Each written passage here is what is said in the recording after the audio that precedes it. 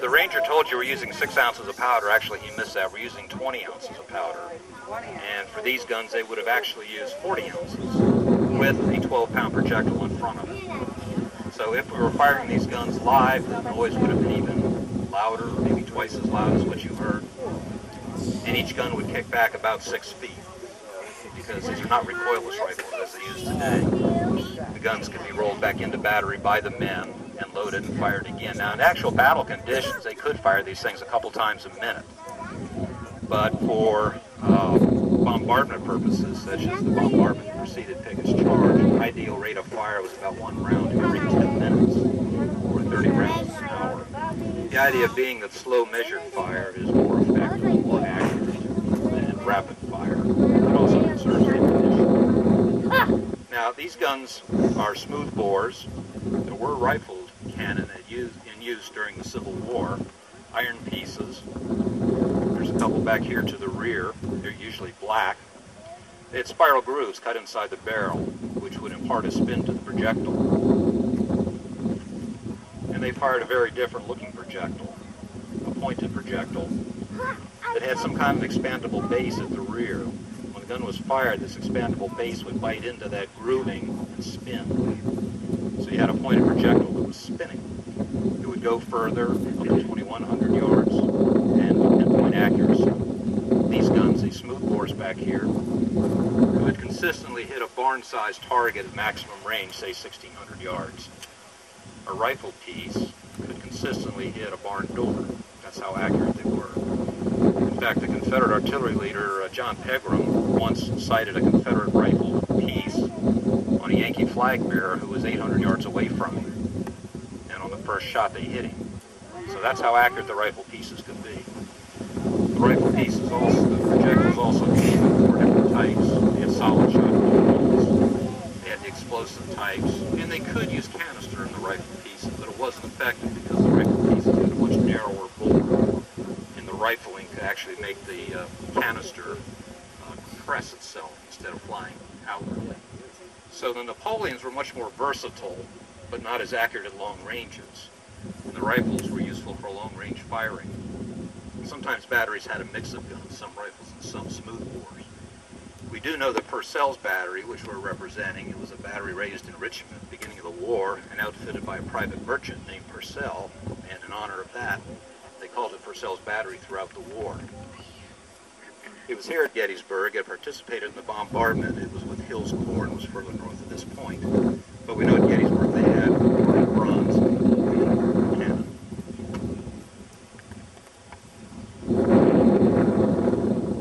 Gun battery in action. Yankee batteries usually had 6 guns. Confederate batteries usually 4. A 6-gun battery, all its caissons and stuff, took up about 2/3 of a modern football field. That's how much of a front one battery could present. Batteries were organized into 4 or 5 battery units called battalions, commanded by a major or a lieutenant colonel. Each infantry division, which would be about 4,000 or 5,000 men, would have an entire battalion of cannon, 20 to 30 cannon, attached to it. Then each army also maintained an artillery reserve, which could be deployed as the army commander saw fit.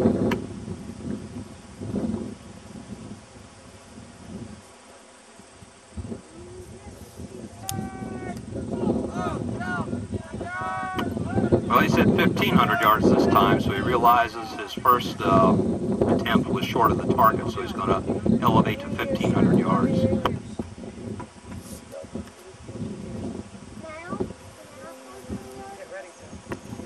Cover your ears now. Cover your ears for wheels! Apparently it's 1,300 yards. What did I say? 15? I misunderstood. He's trying 1,300 yards. He's walking the ammunition in is what he's doing. 1,200 is a little bit too short. He's going to add 100 yards and see where they fall.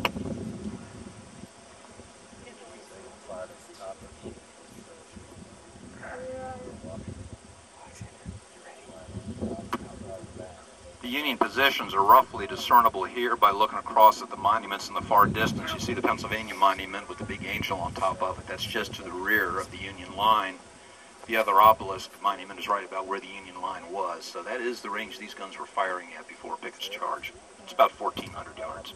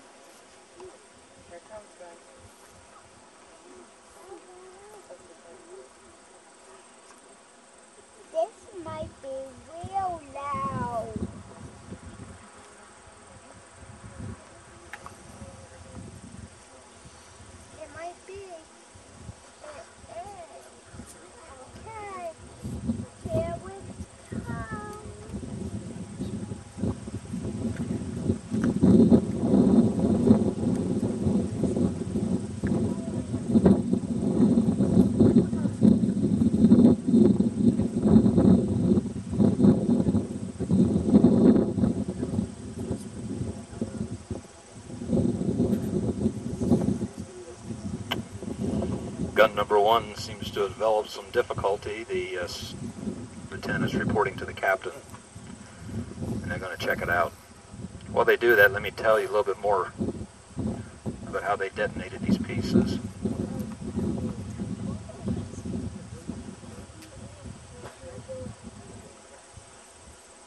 You've seen in the movies where they use torches and things like that to set these guns off. There was a time when they did that, but by the time of the Civil War, they developed a little device called a friction primer.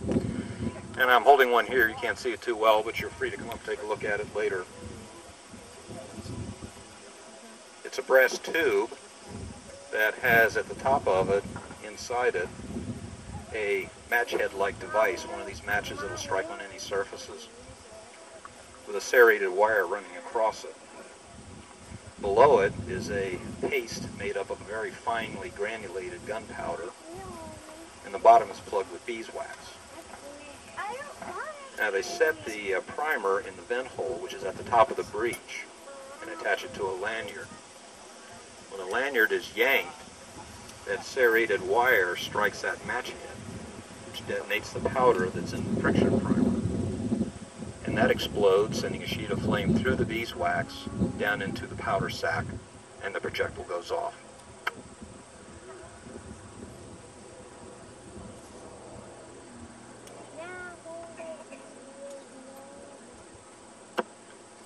The first 3 guns from your right to left are original Civil War Napoleon cannon tubes on reproduction carriages.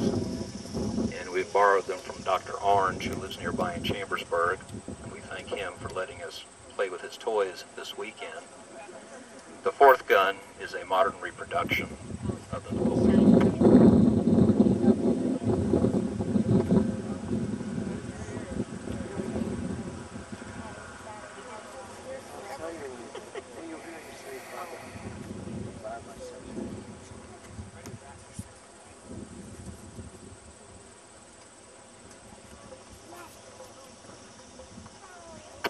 Evidently, number 1 gun's been cleared for use, so we're going to fire by section, 2 guns at a time.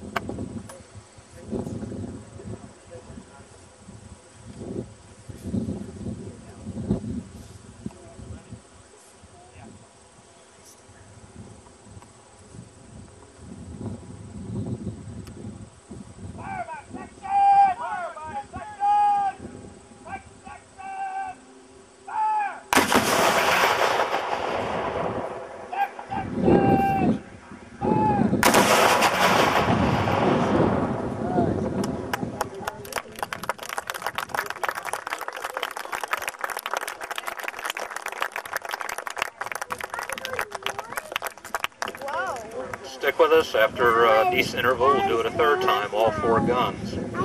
Now, I've about talked about all I've got to talk about, so maybe we can take advantage of the break here to entertain some questions. Does anybody have any questions?